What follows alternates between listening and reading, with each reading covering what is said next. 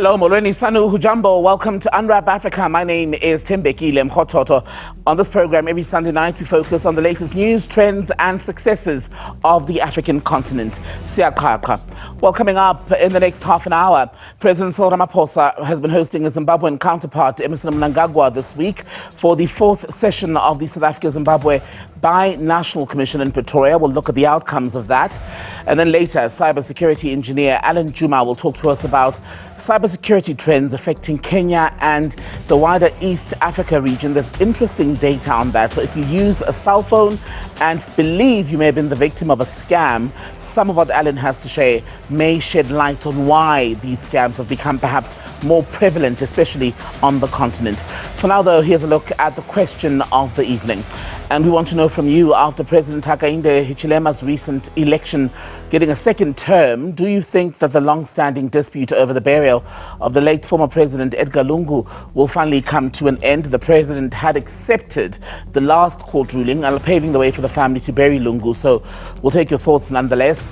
Find us on Facebook, where we are SABC Unwrap Africa. Otherwise, find us on X, where the handle is @SABC News_TV. For now, here's a look at the main stories from the continent this week.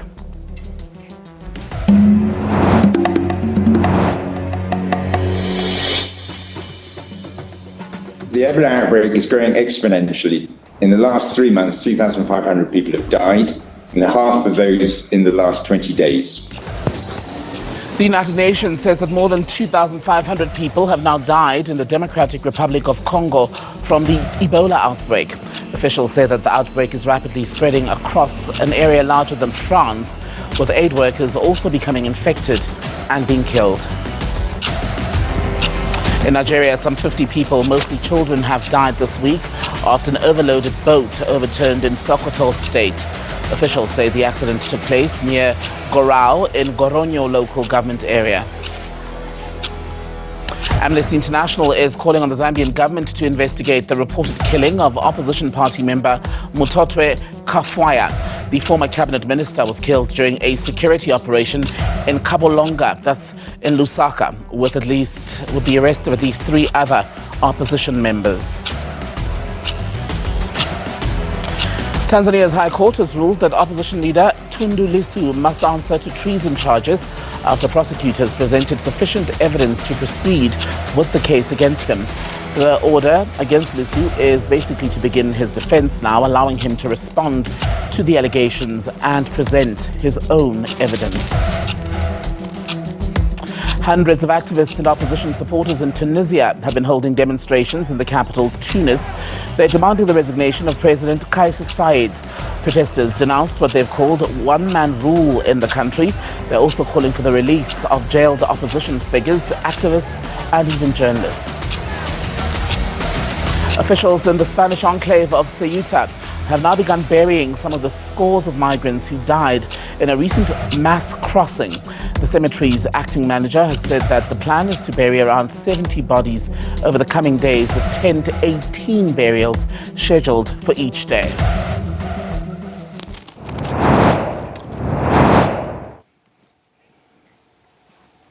Well, South Africa and Zimbabwe will continue to work together in ensuring that the economies of both nations continue to develop.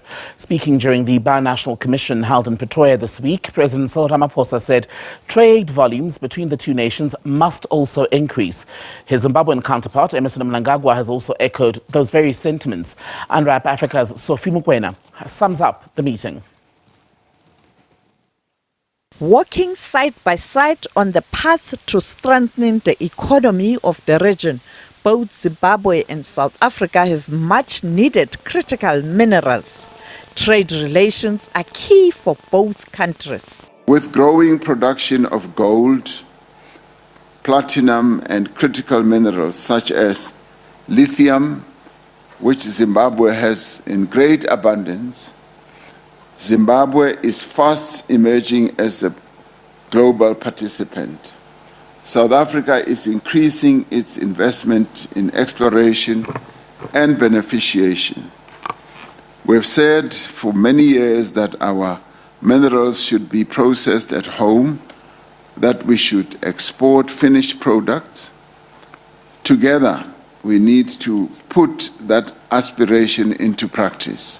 While the various shocks presented some challenges, critical lessons were, however, learned and opportunities availed. The need to build stronger resilience, broader industrial capabilities, and enhanced inter-regional synergies has become an urgent imperative. They also touched on the issue of migration.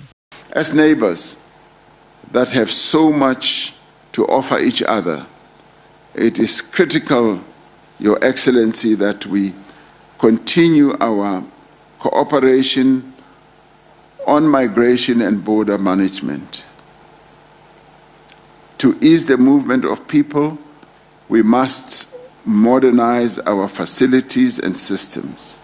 While migration is a complex phenomenon, we believe that continuous diplomatic engagements and dialogue are the best way forward to find lasting solutions for the collective good of our SADC region.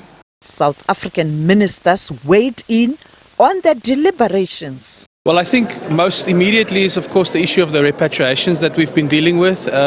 You'll know that the temporary repatriation facility that we set up is at Musina, which is really on the border with Zimbabwe. So this is an issue that really relates to both countries, and that is something that we will continue to focus on to make sure we've got a lawful, dignified process that plays out in that environment. This agreement is very important in this sense that the biggest number of foreign nationals in our facilities are from Zimbabwe.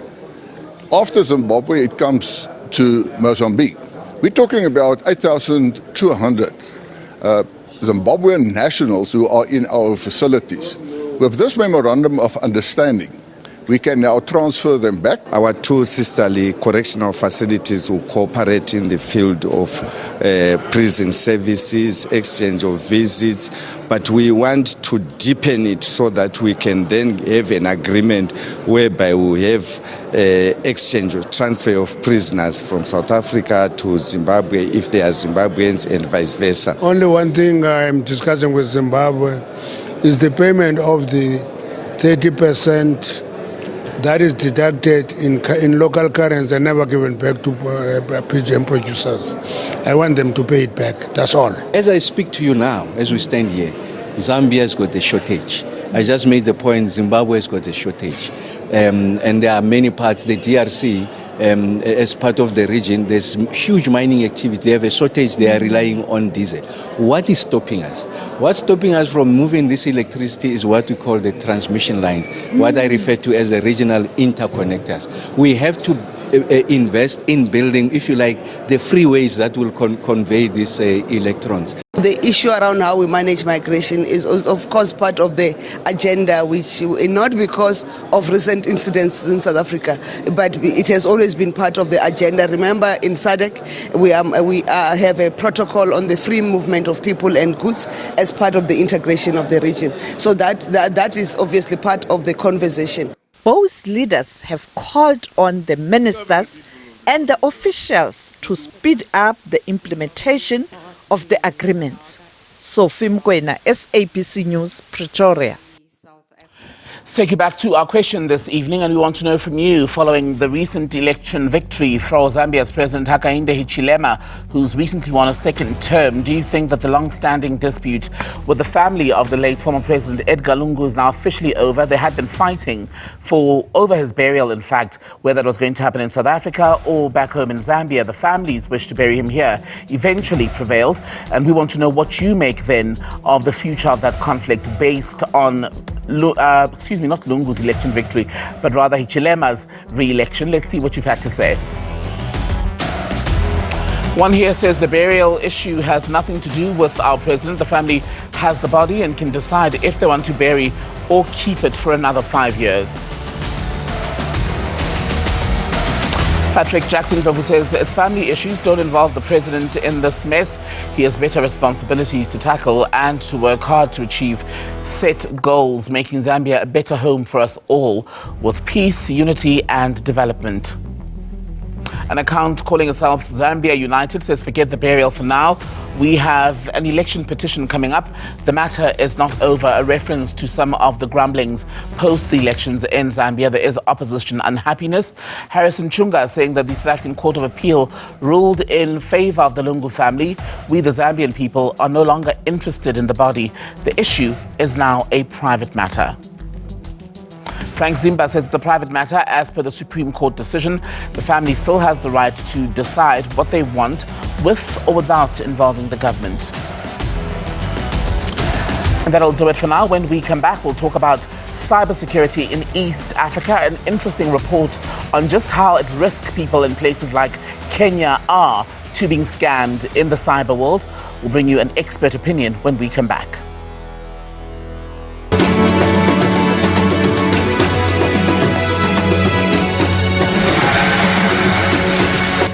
Well, thanks for staying with us. Kenya's digital economy has made it an attractive target, unfortunately, for cyber criminals.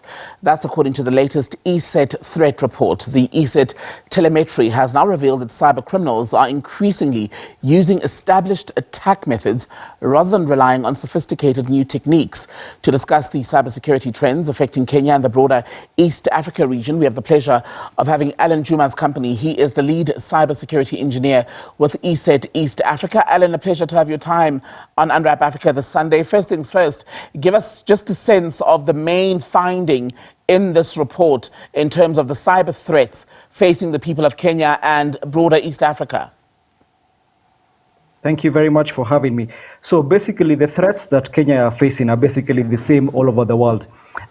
Basically, it's the same old tactics that are just maybe leveraging the use of AI to facilitate them and make them a bit faster. So some of the challenges or the threats that are facing this particular country and this region are number one, phishing. Phishing still remains number one on top of the list, as well as ransomware. And the third most used vector of getting malware on people's machines was they are taking advantage of already patched vulnerabilities, basically running outdated softwares in environments. So the issue of AI, I mean, it's a tool as it's been presented now for the greater good, right, in recent years.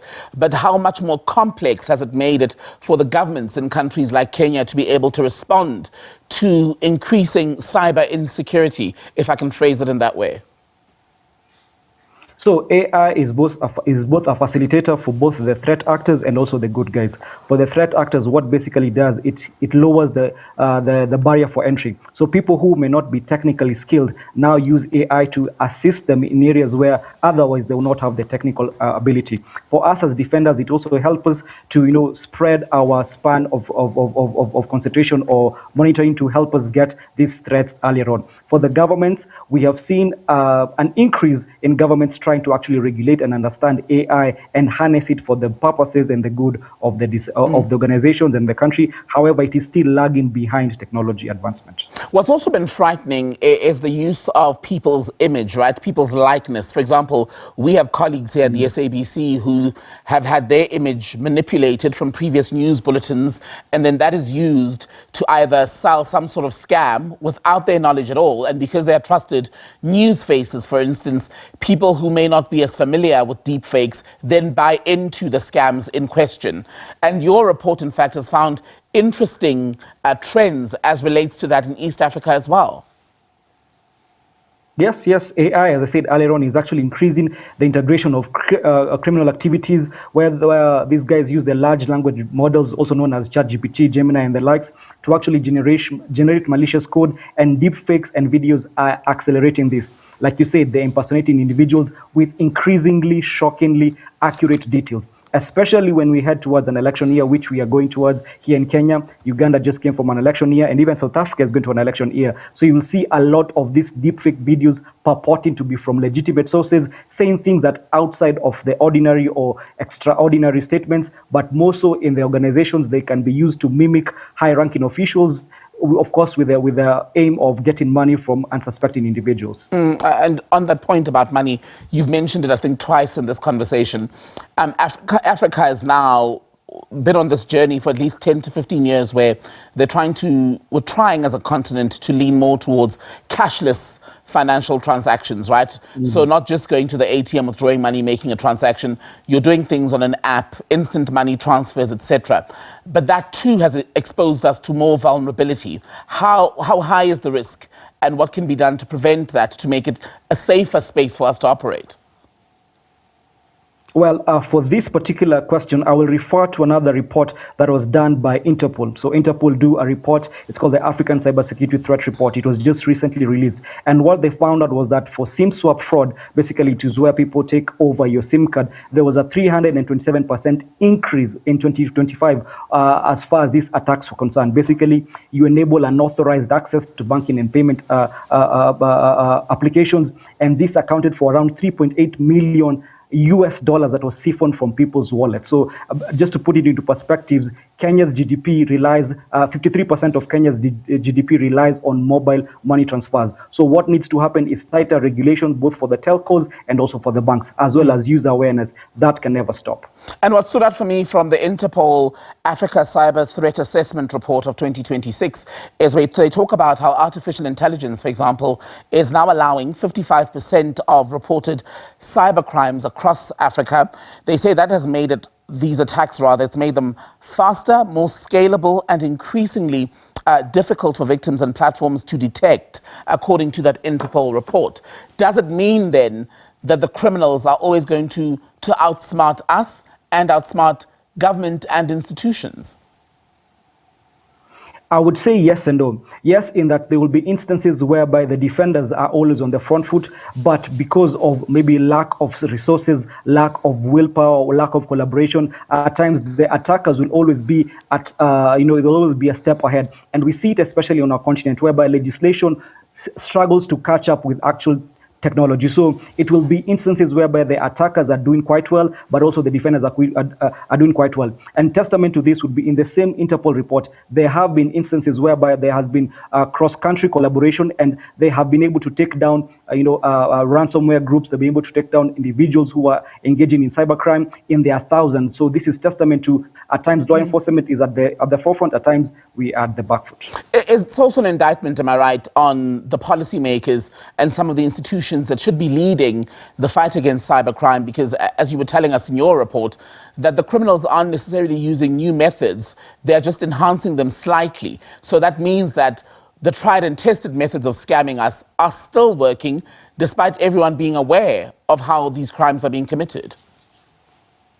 Yes, it's true. This can be a number of reasons. Number one is the human tendency to just, we are generally positive individuals, so you don't think that you'll be attacked. However, that's the wrong mindset. You're never too small or too big to be attacked. And also, we find that some of the IT personnel in this country and across Africa are stretched to the limit, whereby they're not able to dispatch their duties to the best of their abilities because of the strain of work. So you find that something that should have been done maybe 2-3 weeks ago can still be left pending. However, the attackers do not have time. They're always trying to find out the loopholes, the vulnerabilities, and this leads to exploitation of exploitation of vulnerabilities that would otherwise should already have been patched earlier on. Allan Juma, fantastic to talk to you. Thank you so much. Lead cybersecurity engineer with ESET. They've got a new report out on cybersecurity, especially in the East Africa region, Kenya in particular, if you want to read that. You're watching Unwrap Africa. Much more of the day's top stories coming up when we return.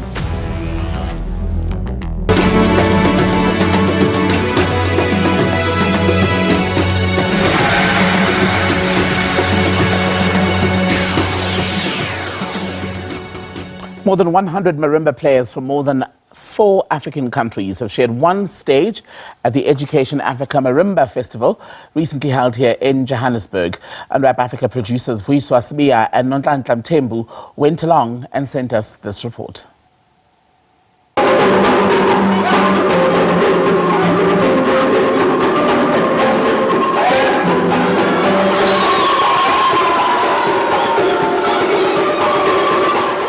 This year we had 192 players performing one song, music being the unifier and marimba being the unifier. And I just think it's something wonderful, and it was so much fun and exciting, as you see.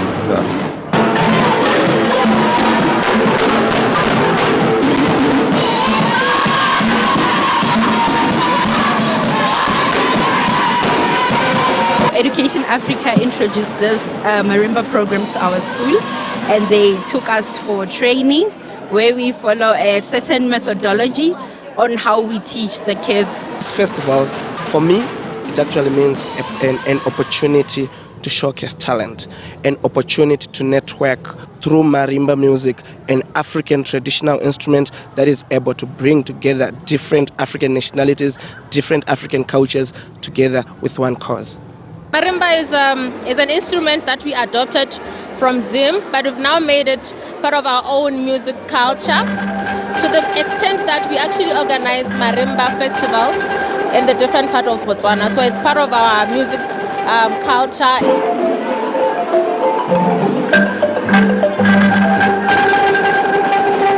So maybe in the future we'll be able to make our own marimbas, but for now we get from Zim and from South Africa.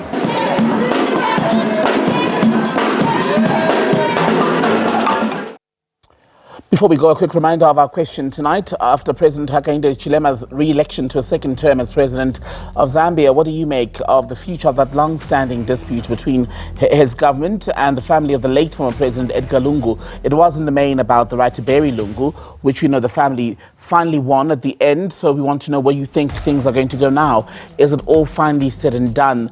And we've got some responses here from Facebook as well as X. Let's start with the first one that says, why would it come to an end? Has the reason the former president can't be buried in his home country? He's the reason, rather. The former president can't be buried in his home country. The late president, this person says, made it clear he doesn't want HH near his body.